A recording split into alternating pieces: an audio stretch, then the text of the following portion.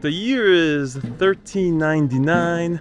Amir Timur has come back from some of his many conquests here to Samarkand, the new capital of his Timurid Empire.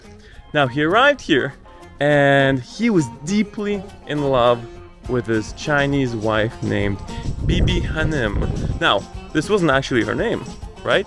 This was just her title. And this was the title of the person in charge of Amir Timur's harem, right? And so he had this entire place built for her out of love. But it wasn't easy.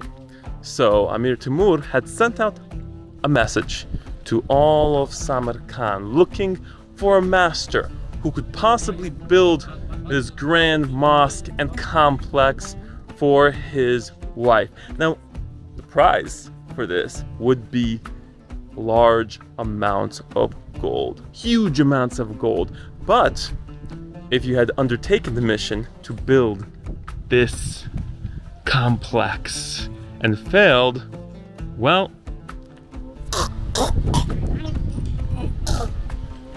that would be your fate. GG, off with your head.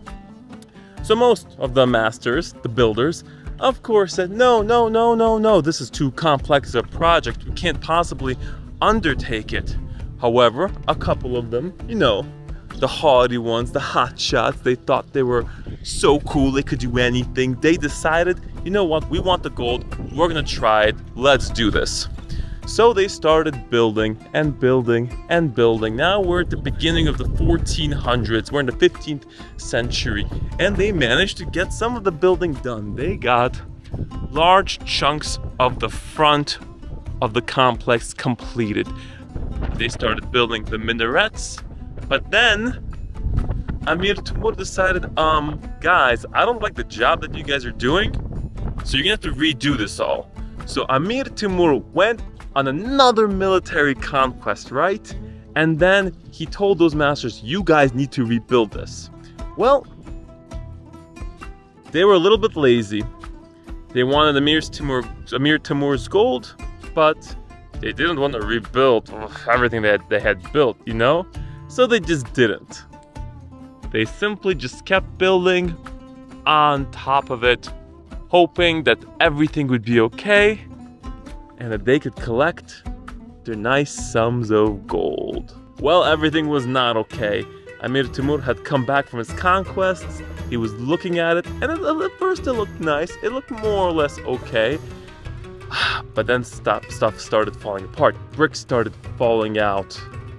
Over the next few decades, the whole thing started to kind of rot.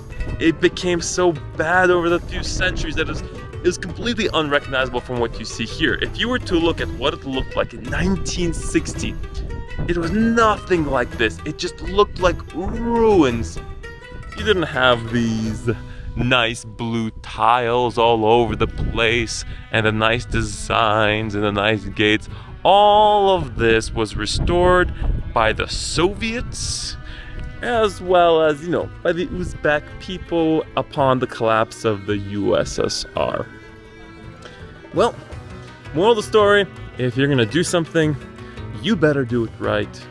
Anyway, this is what we've got here. So the original foundation of the structure had been built in the 1400s, but most of what you actually see is from the 1900s through the 2000s. And the last thing we have in here is the Quran, which is apparently the rarest, most valuable version of this Quran in Central Asia.